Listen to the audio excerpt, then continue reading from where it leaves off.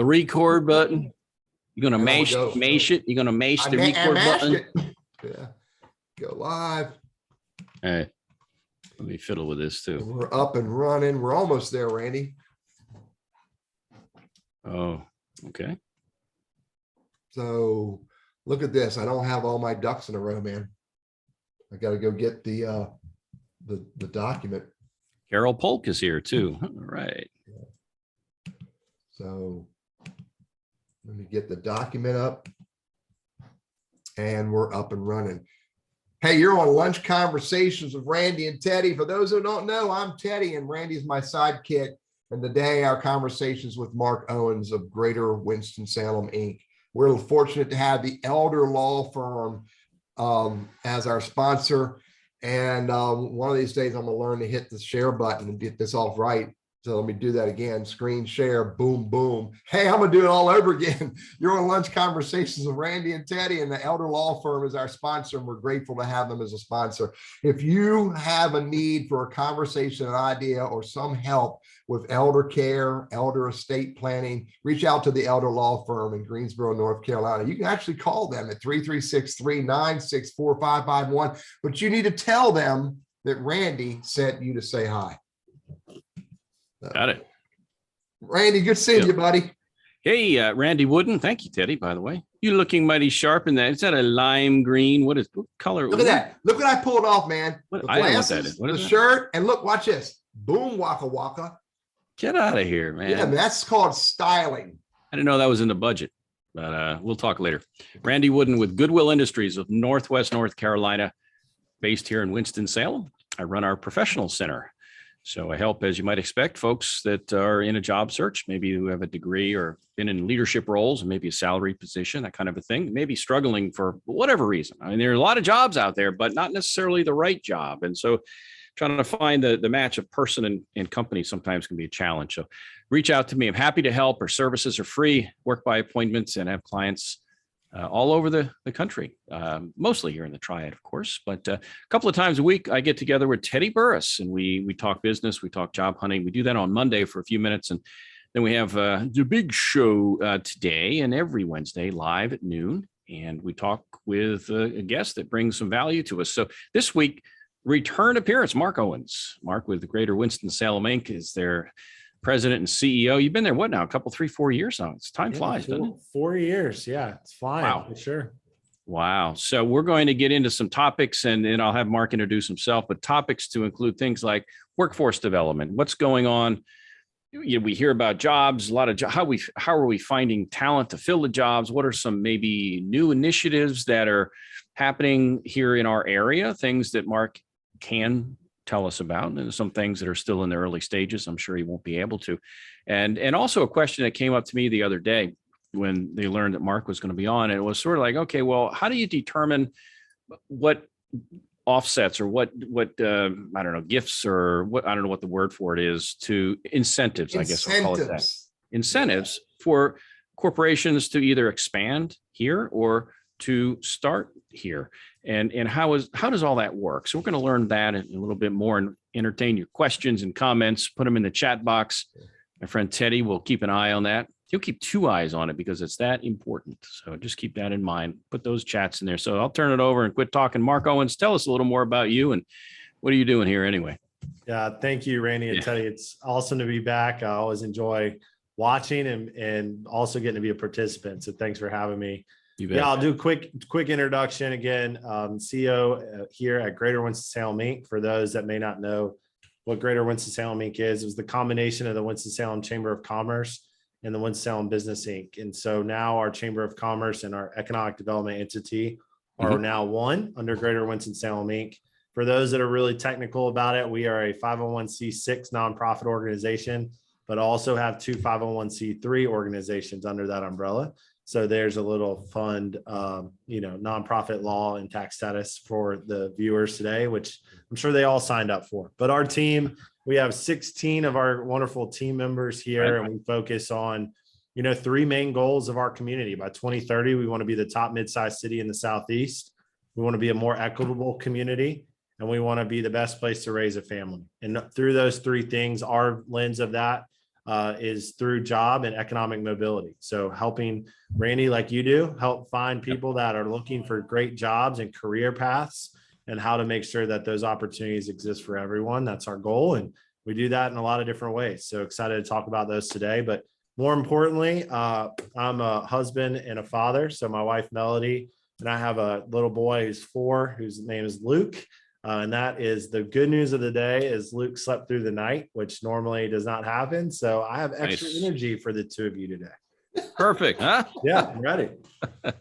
Hey, always ask the why question. You've been involved in this line of work, not just here in the Winston area, but also in, I believe, South Carolina. So what got you started down this path of the kind of work that you do? What was the why moment, if I might ask? Yeah, that's a really good question. I think I'll just quickly say it started, and why I have a passion for internships. It started, I interned with the Chamber of Commerce while I was in college.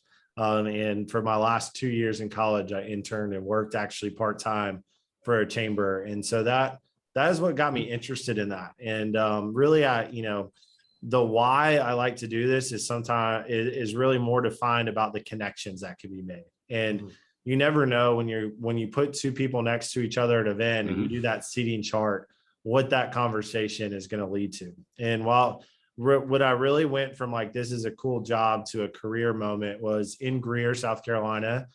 We had an event and we had somebody we knew we invited to this luncheon, and it was a small florist. She worked out of her garage, and that florist, we sat next to the head of procurement for BMW, and we asked her to do the flowers for the table for that event. And by the end of that event, she had 1,000 centerpiece order from BMW, and now still today has the BMW contract and now has 12 employees, brick and mortar. And it was because they sat next to each other and had an opportunity to engage in a conversation. So like it says above, Teddy, it all starts with the conversation. That moment to me was like, wow, we changed somebody's trajectory of their business, which changed lives, which had people be hired. Yep. And that for me was like, okay, I want to do this. I want to do this and do it more often and scale that. And, when we're able to recruit companies to move to Winston-Salem, it's really cool that it's a job number. Last year was 505 new jobs.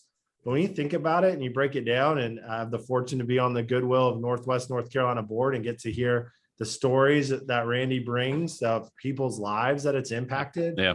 Those aren't numbers. Those are families and individuals' lives that are changed and provide an opportunity that maybe wasn't as easy to come by. And that's the why. That's why we get up every day, is to try to create something that's life-changing for people in our community and the citizens of Forsyth County. I think it's also the ripple effect too. I mean, their jobs, but then those folks take those dollars from the jobs and hopefully, spend those locally as much as possible. Plus the inertia that you guys build up through word of mouth, and it just builds, just like with our professional center. Not to compare the 2 of them from a status standpoint, but as we started, it was sort of like, well, what is what? And then over time, you have more clients, and word gets out. Now clients come to us, say, we heard about you through so-and-so. And so it's a nice thing. Teddy, you had something to put in there. Yeah. Good question. Mark, you can touch on it quickly. Define mid-sized city, and where does Winston-Salem fall on that list? Yeah, that's a really great question. And thank you for asking that, Todd. I would say, so mid-sized cities typically are kind of defined that are either in 2 ways. They're either under 1 million people, or they're under, 750 or 500,000. People define that differently. So we look at it as terms of under 1 million people. That's really what we look at, is we make sure, and we see a lot of companies look at organizations that put out that information and say, they ask us, how many people live there? And if you say we're under 1 million people, we get cut right away. So what we tell them is, if we were a combined MSA like we used to be with Greensboro and High Point, we'd be 1.7 million people. And all of a sudden it's like, whoa, all right, that's a big difference. Because an average person in Forsyth County drives 22 minutes to their job. And so when you start drawing that radius around, you include a lot of people.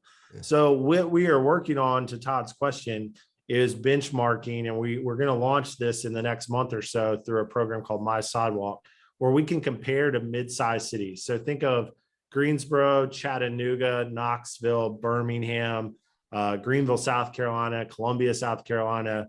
Those are some of the ones that we think through, that we compare ourselves with.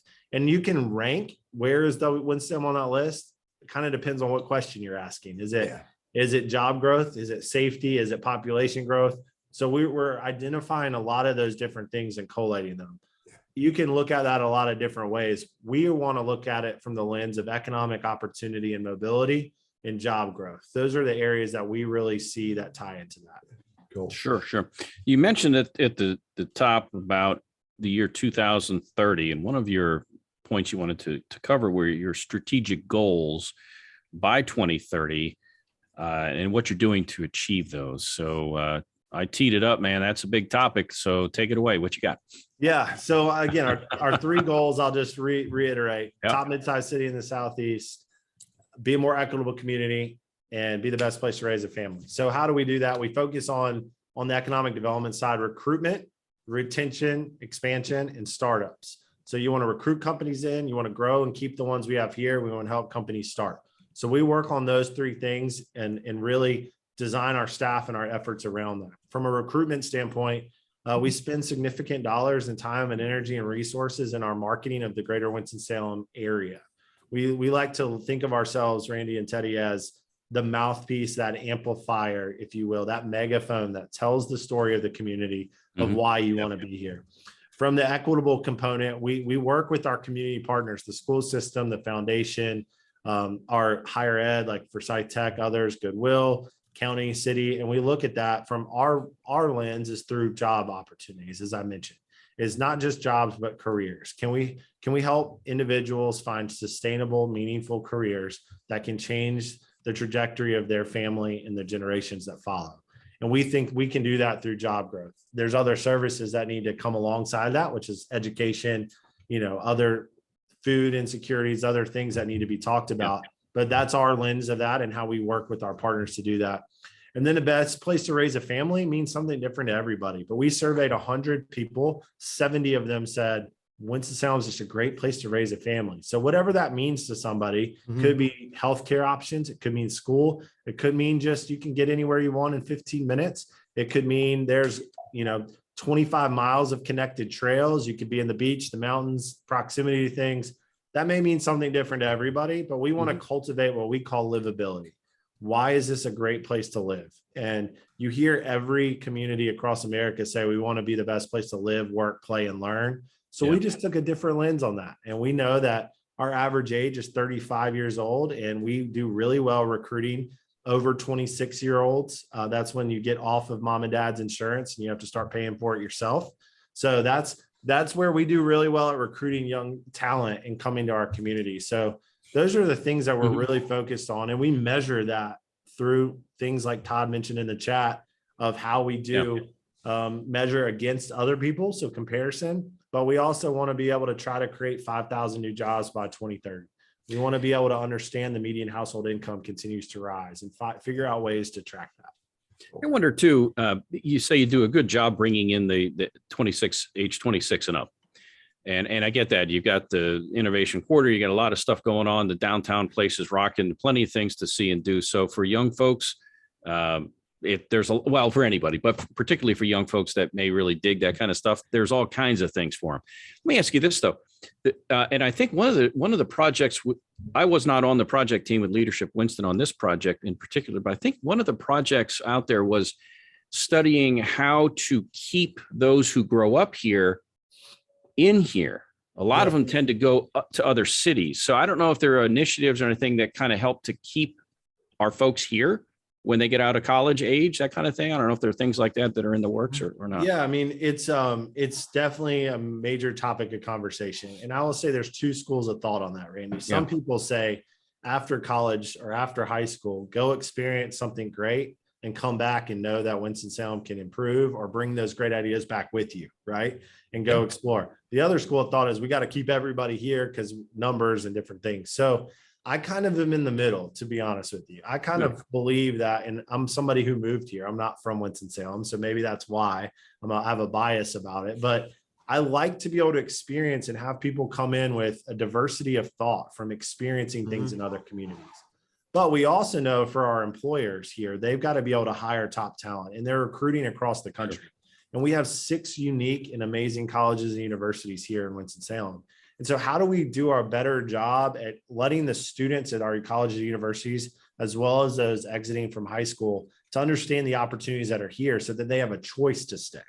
And so even if they do move away for a period of time, that's where we really target them on our digital marketing to be able to make sure they are connected to Winston-Salem while they're not here. So the alumni newsletters, targeted social media, using LinkedIn to target individuals and watching their career changes. Those are tools that we're doing to try to make sure we stay in touch and tell that story. Our feeling is that we want there to be some roots to the community. If you start to put roots down, you can go, but you want to come back. There's always this draw. You hear the term boomerang, right? You're here, you leave, and then you come back.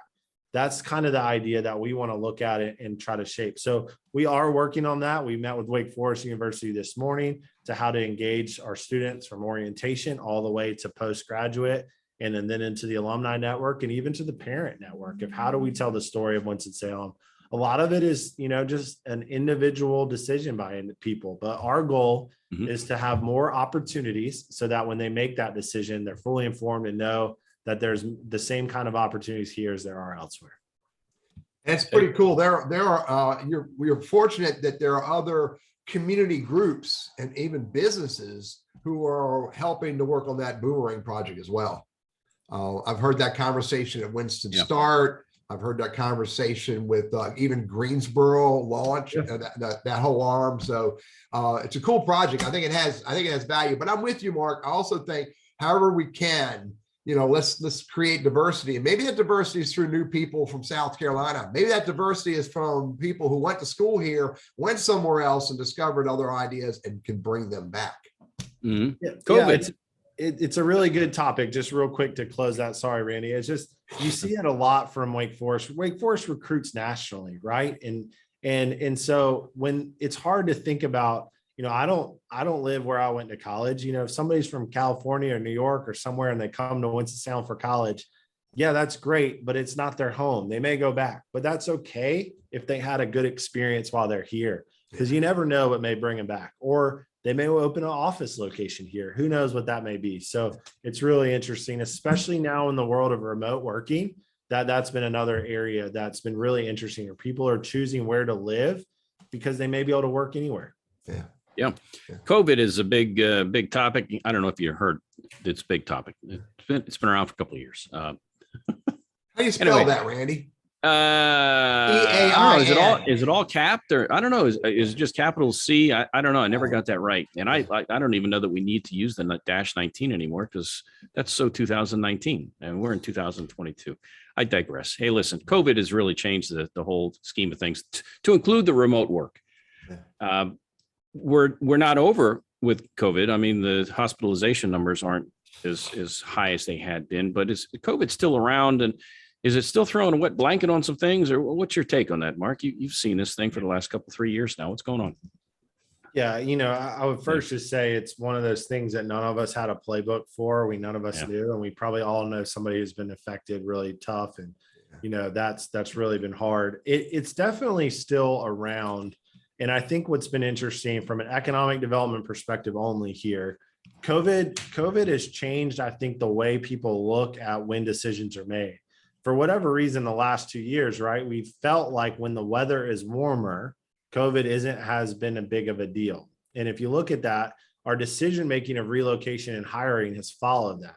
It's ramped up really fast in March. And then we get to about September and October, and then things have just stalled because people are unsure what the winter months will bring in their decision-making. So from a relocation standpoint, that window of visits and opportunities have shrunk into a season or a couple seasons versus the full 12 months. So that's been a really interesting dynamic there.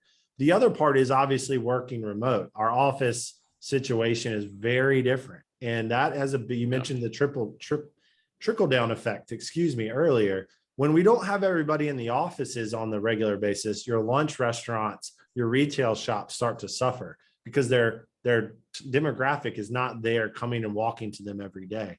I look out the window on 4th Street, and then when it's a nice day outside, you start to see more and more people walking now to lunch.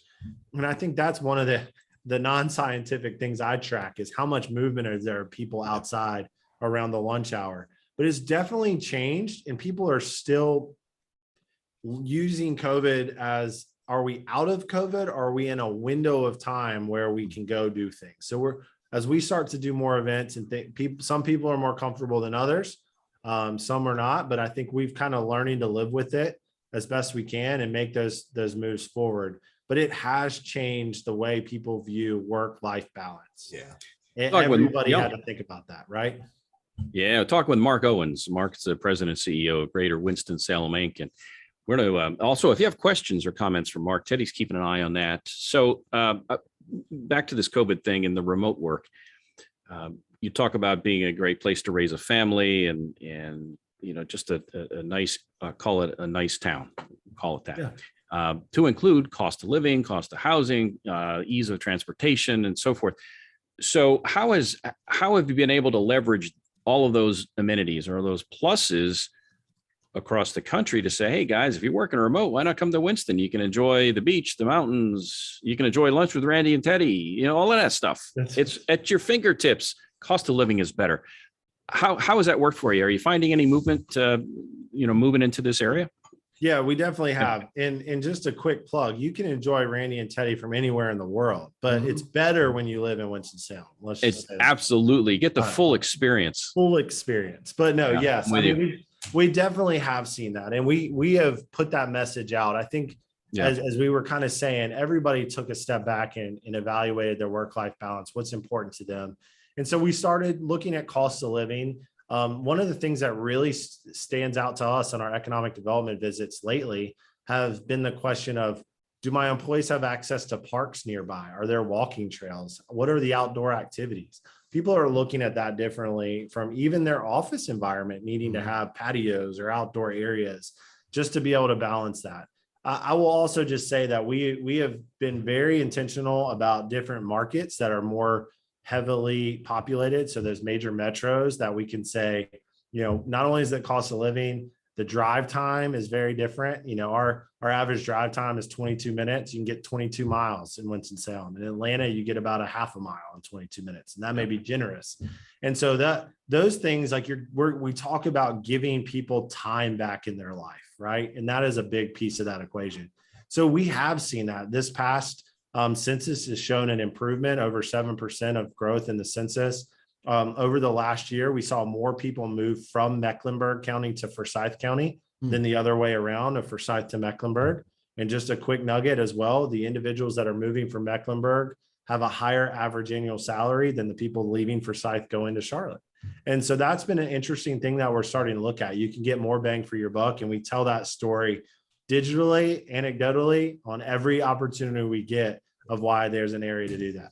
Yeah. Gotcha. Hey, let me throw this question out, Randy. Yep. I think I know the answer, but I want to get it straight from, I don't know why I want to refer to the horse's mouth. I don't know why I got to say that. But anyway, is the chamber open for people to walk in?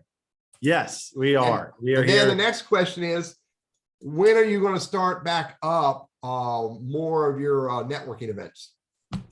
Last week, we had our big annual meeting. Yeah. We just had our annual meeting last Thursday at the Joel Coliseum, which was a lot of fun. Yeah. We have a lot of our events have cranked back up. The ones that we probably really focused on the most are what we call Wake Up Winston. And those are our coffee events in the mornings. So winstonsalem.com, it has those. June 8th is our next one. June 8th is one of our next events. I can't remember where it is off the top of my head right now. I just remember the date.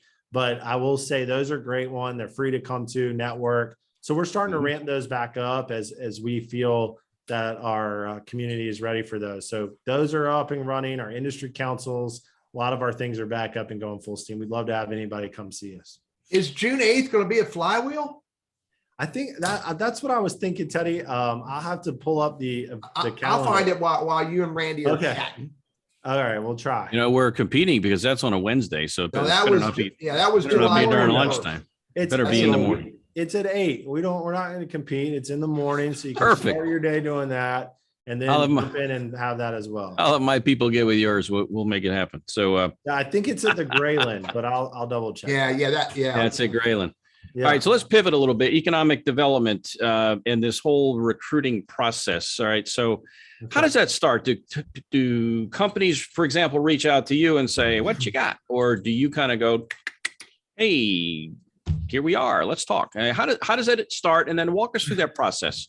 Sure. Well, I now look at the attendee list and see our senior VP of economic development, Laura Lee, is on here. So now I really got to get my answer right, because otherwise I'm going to really hear about it in the office. So no, I think it's a little bit of both, Randy, right? Our goal is to make sure we put out information that encourages people to find us, but at the same time, we proactively reach out to businesses and companies. Okay.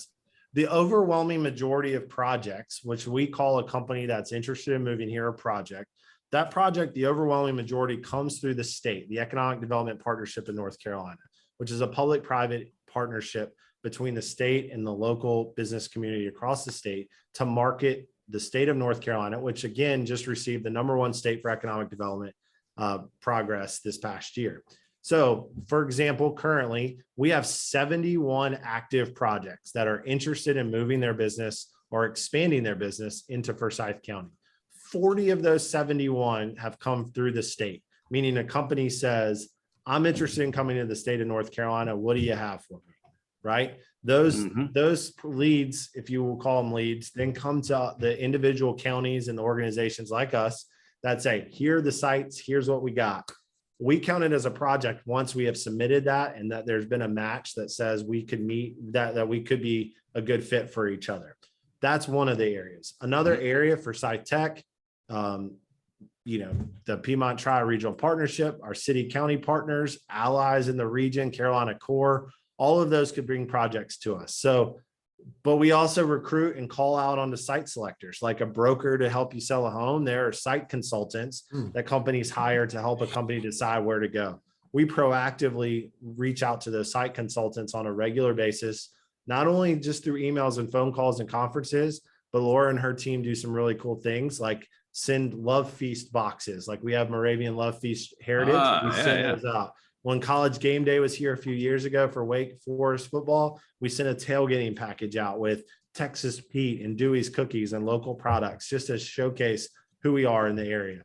So we work through that. We talk, we have them in. We had one today. I think I saw Lisa Hawk on today on our call here on our lunch conversation. She was in our office earlier with an economic development site visit in town. So they have a conversation. They go look at the sites and the land. And then hopefully we make the cut, and then it goes to another stage.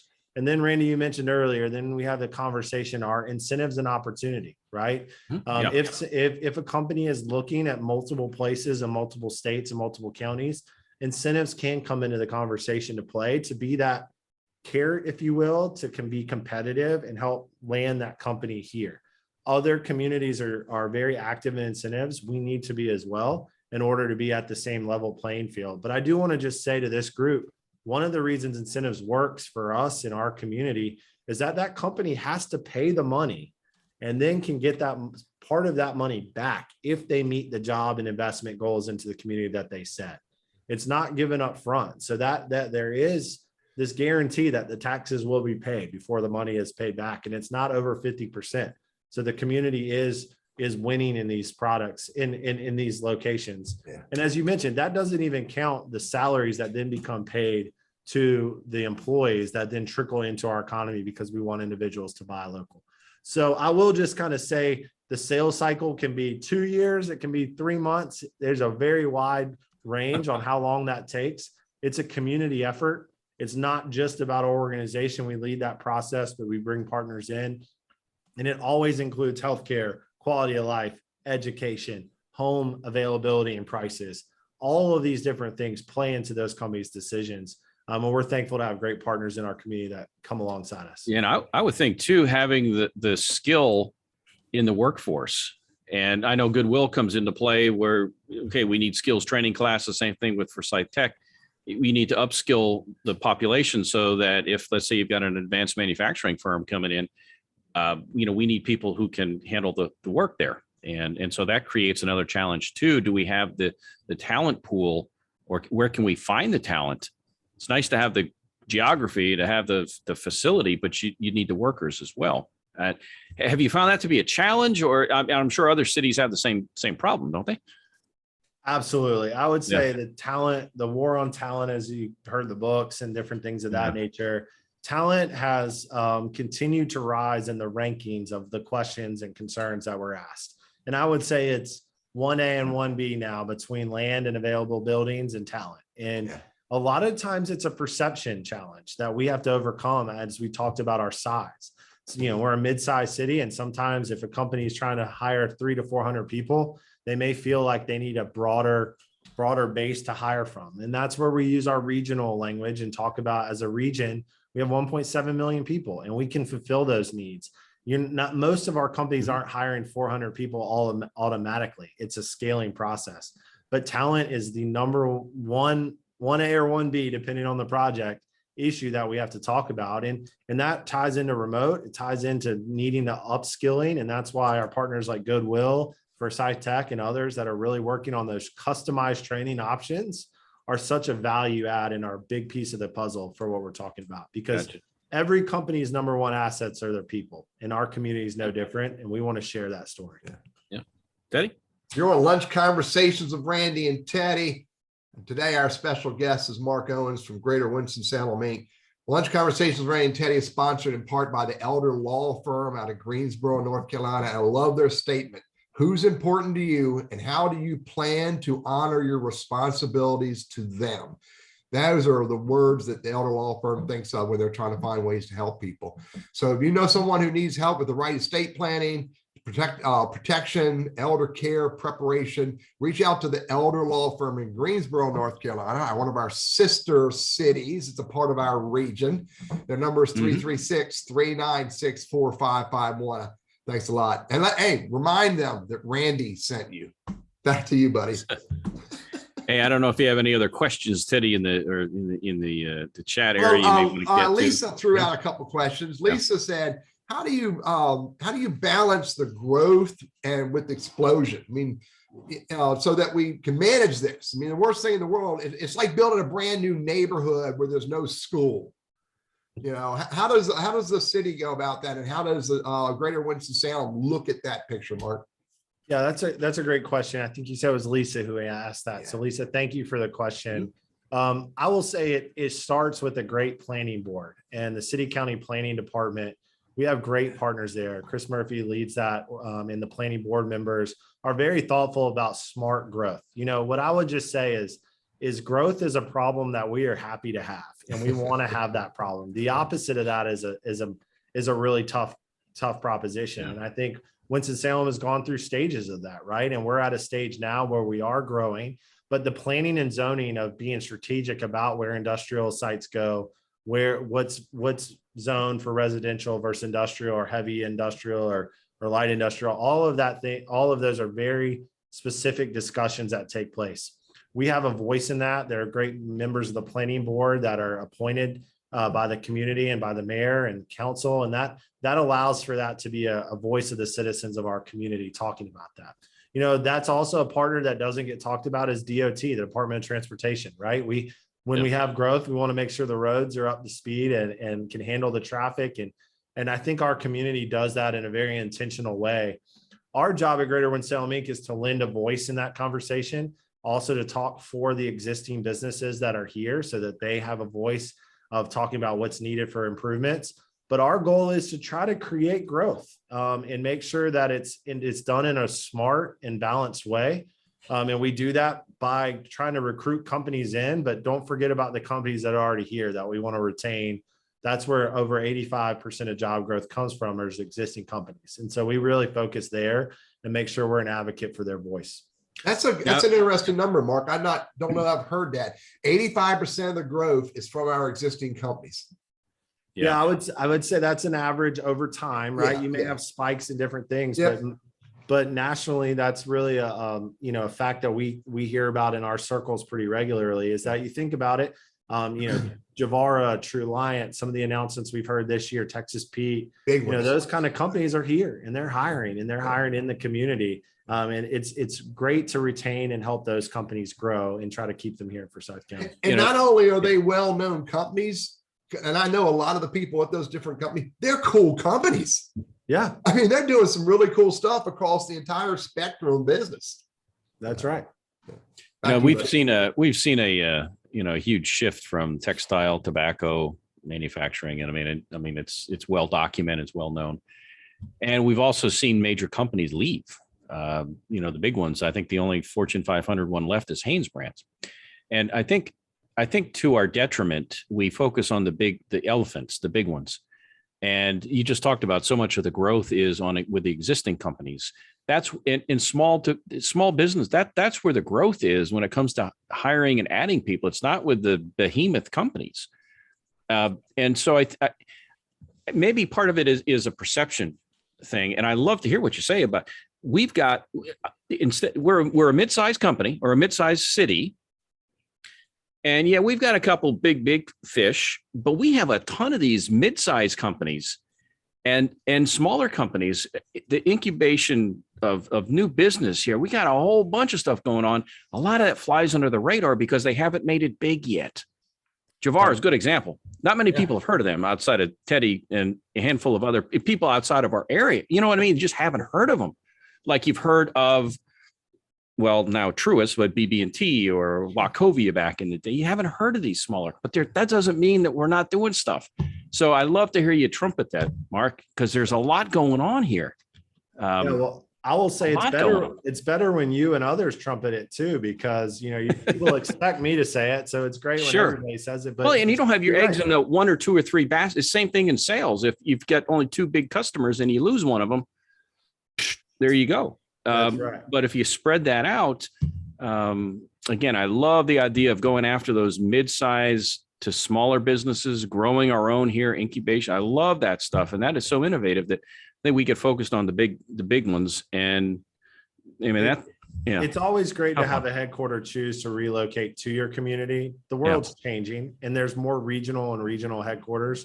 And I think that's kind of the concept that we see. If you think back at the history of our community, Reynolds was a startup, Hanesbrands was a startup, Wachovia was a startup, BB&T came to Winston as a smaller company and then grew. We're really, really good in our DNA of starting and growing businesses. And that's our bread and butter. And that's what we want to really focus on, is helping those businesses grow.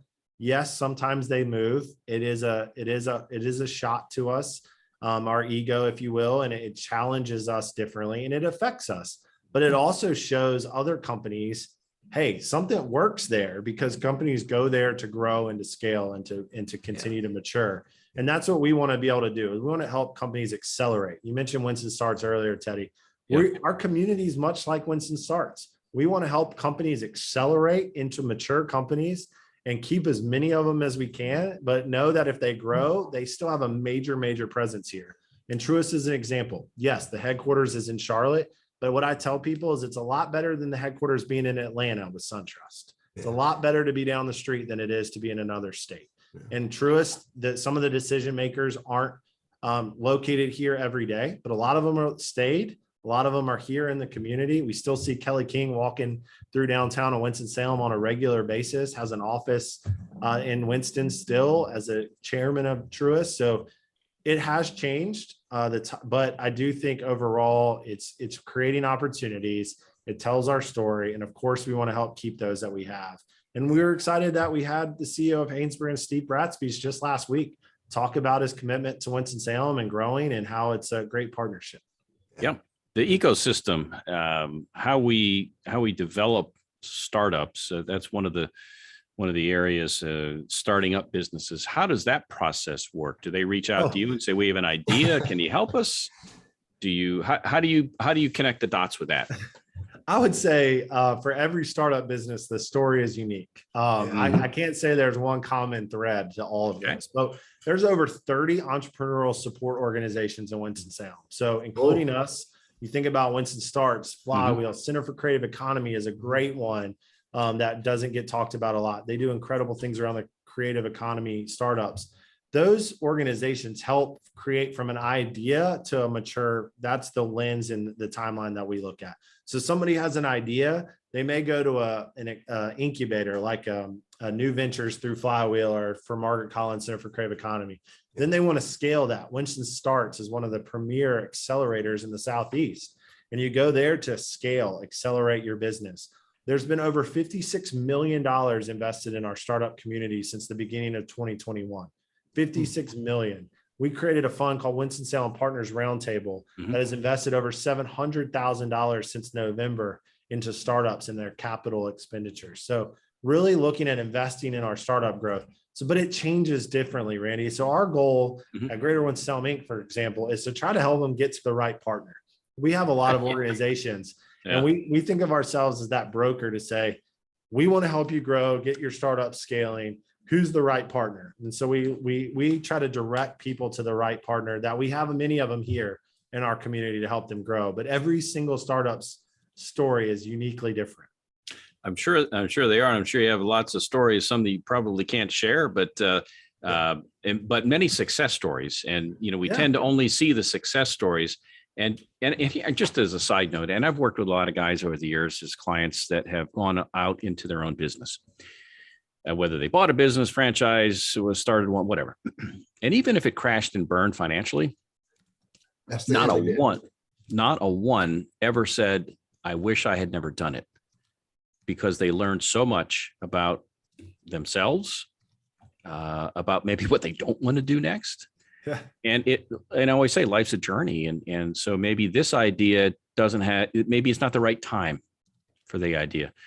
But just an FYI, you open the door, dude. Next week, Nat Bernstein from score.org will be on here, and we're going to be talking about what score.org can do to help these startups. It's another one of the resources that are around the triad in Winston-Salem that can help these organizations, help these entrepreneurs create something. Kai had a quick question on here about, are there grants available? Are there monies? Let's say somebody wants to purchase a franchise. Are there dollars available? What's the resource? What's the go-to on that, if any, in this area? Yeah, I think if you are, that's a tough one. I will say, if you're trying to purchase a franchise and things, there's really not any opportunities for grants for that purpose. We have done grant programs for our minority business enterprise grant, $1.2 million. We had a lot of COVID relief grants. We're about to launch a new grant for businesses that were impacted by the Weaver fertilizer plant through KB Reynolds Charitable Trust. The main thing is some of the lending institutions now, for example, are willing to take a little more risk for people starting their own business. So I would say a plug for our member bank financial institutions to talk with them first, but there's also other capital resources out there as well. We've mentioned the Winston Salem Partners Roundtable that we help facilitate, and though it's not an entity that we operate, but we help in that process. Those are others. The Access Center and Innovation Quarter is another option there that creates pathways for that. So there are some around there, but in terms of a grant to help a company or help a person buy a franchise specifically, or start a business, there's not a ton of resources that I'm aware of for that specifically. I got you. Hey, just to circle back on one of the first talking points you had about strategic goals for 2030. Yeah. You mentioned be the best in the Southeast, best city in, I think, Southeast, best place or a great place to raise a family, and to make it an equitable community. Help us understand your definition of equitable. What does that mean? And how do we know if we're there? Yeah, that's a really good question. We're working on the how do we know we're there part. We look at economic mobility as the guiding light for us at Greater Winston Salem Inc. And we look at that through average annual salary, average median income, average household income.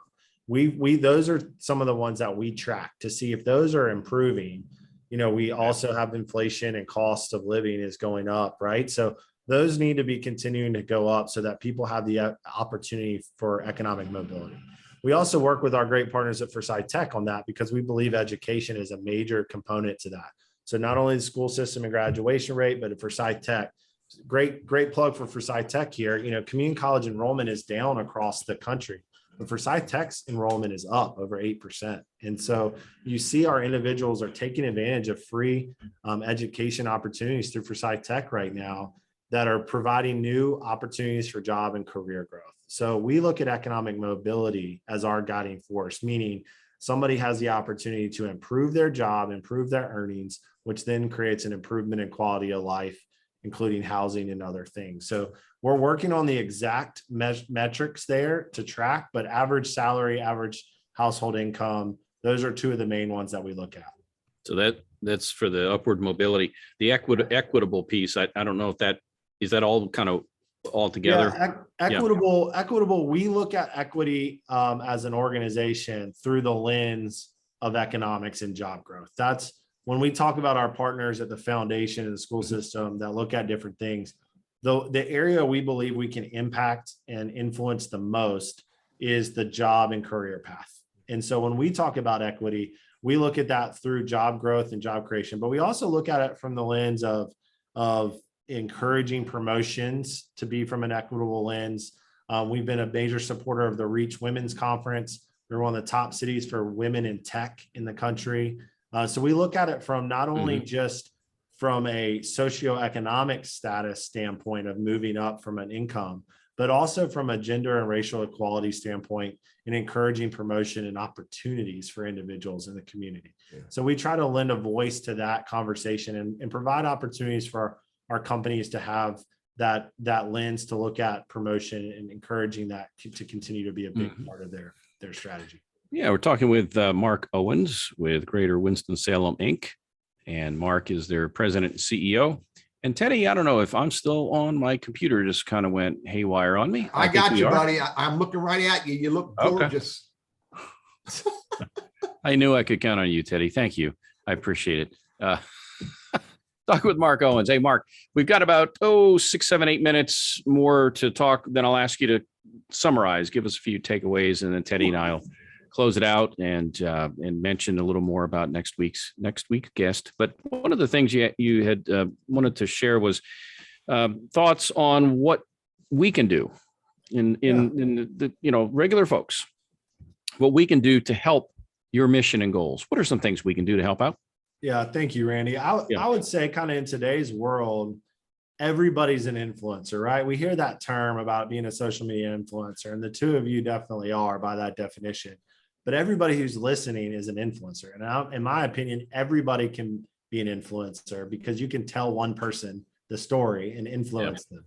And so what we ask, number one, is to take the story of Winston-Salem and say, this is a great place, and tell people about it, because you never know who that person on the airplane you're sitting next to is, or the person at dinner, and say, hey, where are you from? So a quick story about a project, right? Here's a project we're trying to recruit to come to our community.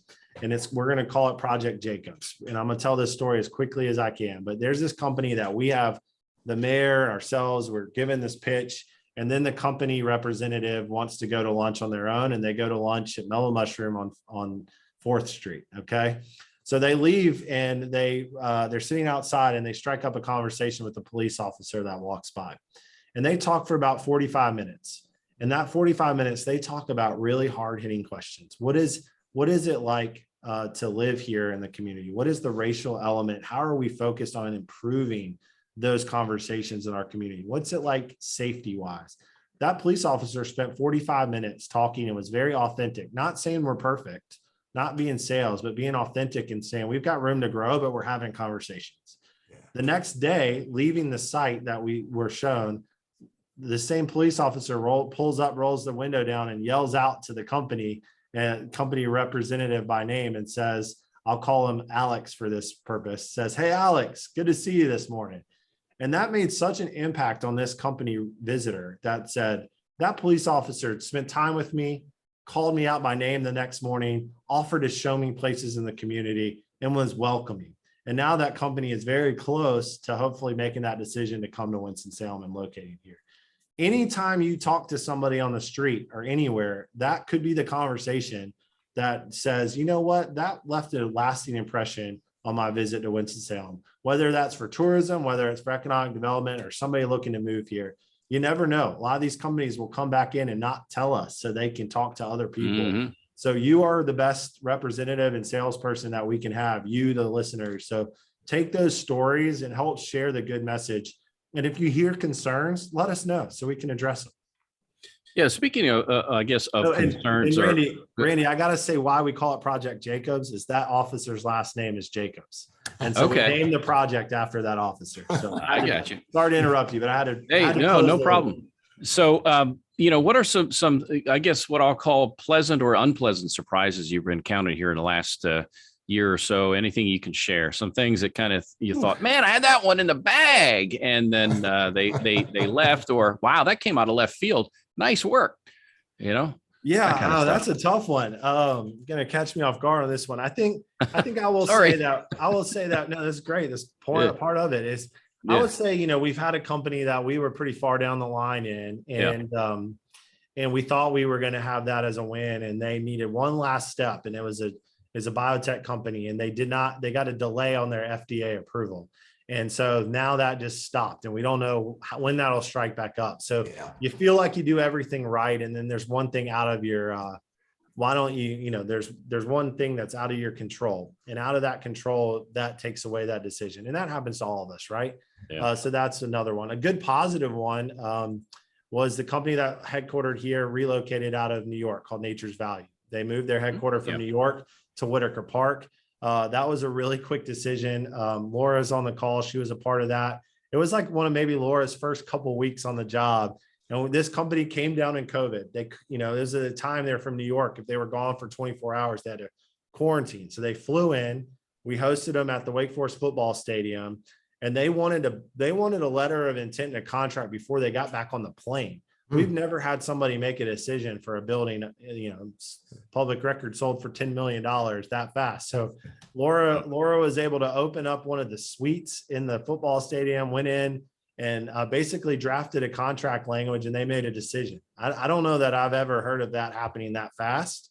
And that company made a decision, and we were able to finish that deal in conjunction with Whitaker Park and our team and the community. And so we've had the surprises on both ends. You just never know. You never know when that decision is going to be made. Yeah. You never know, but it's been a fast 4 years, Mark. That's been a quick learning curve to get up to speed. I mean, because you came in and there was a lot to work on. You mentioned you only had like 11 projects or so, or you had very few projects. And so you had to get the pipeline full, and you've done a great job with this thing, but not without challenges. I mean, that's part of what you do. That's why you make the big bucks. I don't know about all that, but I will say we've had a lot of challenges, but we're a good team. I mean, I appreciate you saying me, but it's a team effort, and that's our Greater Winston Salem Inc team, but it's our city county partners. It's our Forsyth Tech team partners, Goodwill, of course. Many of our community members rally, and I think that's what makes us special. At the end of the day, there are bigger cities, there's shinier places. There's always going to be greener grass to somebody, but we look at it as if we can be more personable and make them feel like every individual matters when they come to Winston-Salem, Forsyth County. That's going to make our community special, and that's going to provide opportunities economically. So that's what we focus on and try to do as a team. And it's a challenge.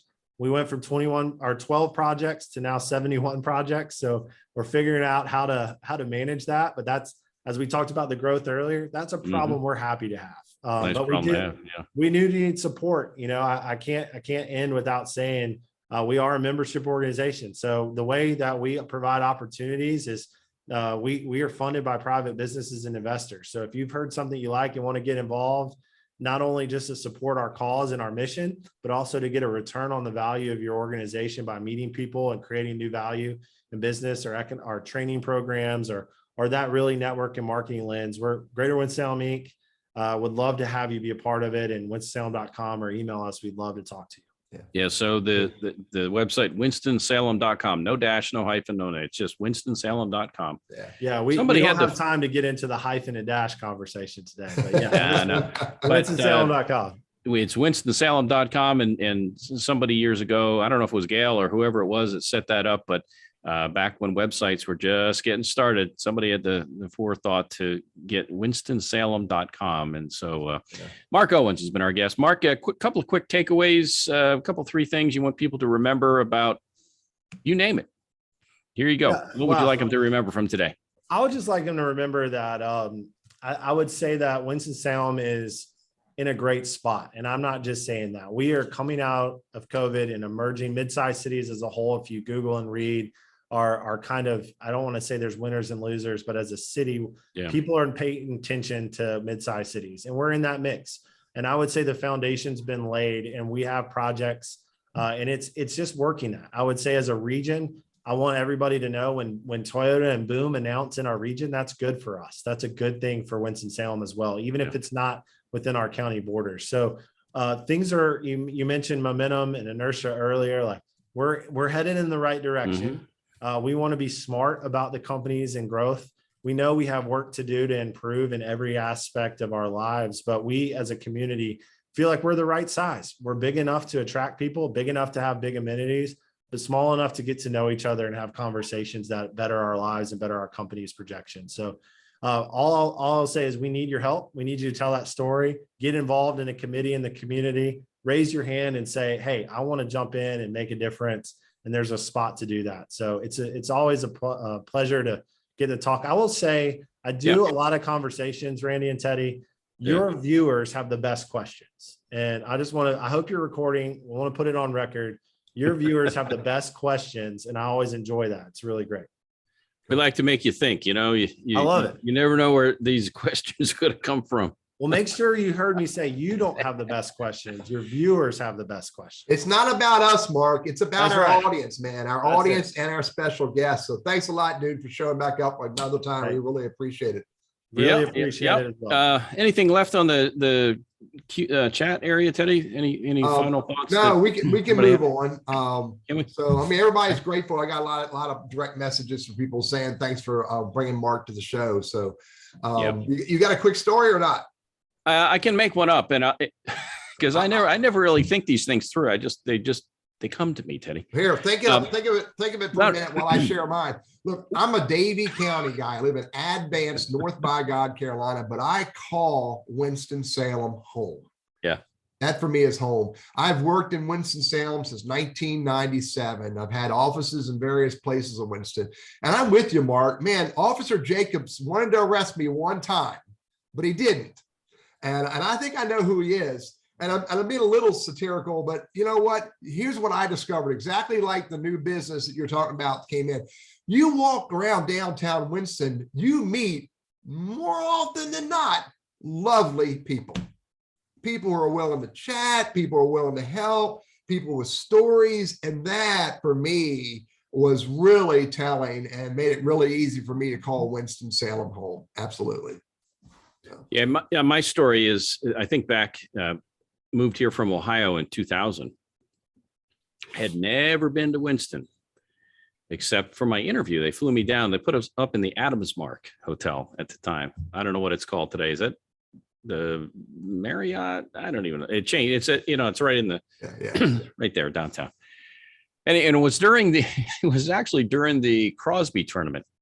And so, and all these famous people are here. And I'm telling at the time, my wife, I said, this is a happening place. I mean, we were seeing all these movie stars and athletes, and I'm thinking, holy cow, Winston's really got it going on. I had no idea there was a celebrity golf tournament down the road.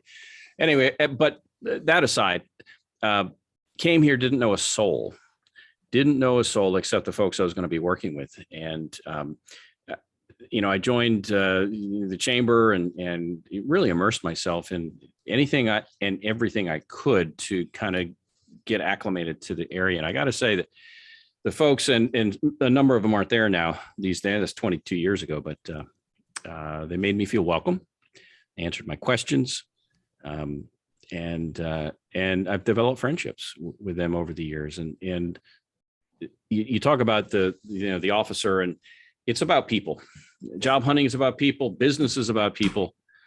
And, sometimes we lose sight of that. We get too focused on number crunching and the median income and drive time and all that stuff. But ultimately, people have to feel good about where they are, have to feel good about their decisions, and helping people get there by providing some information along the way is a great help. But that Officer Jacobs, that's what sealed that deal. That was a personal thing. Yeah. That was a personal thing. Human to human. Yeah, you don't want to lose sight of that. So, Mark, I appreciate the human touch that you guys have, and keep up the good work.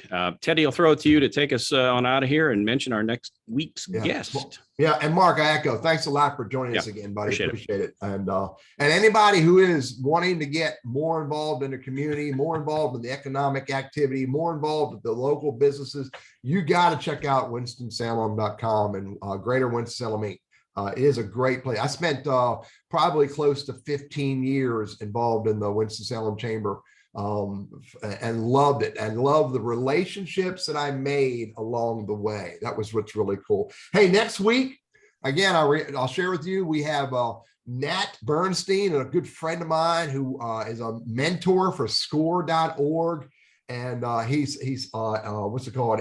Invited me to be a SCORE mentor. And so Matt's going to come and talk about the value of score.org to people who are building their business, thinking about building their business, or just getting started, and even to some extent have it in place.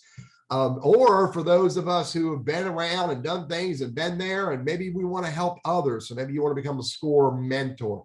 So join us next week. What is that? 6-1.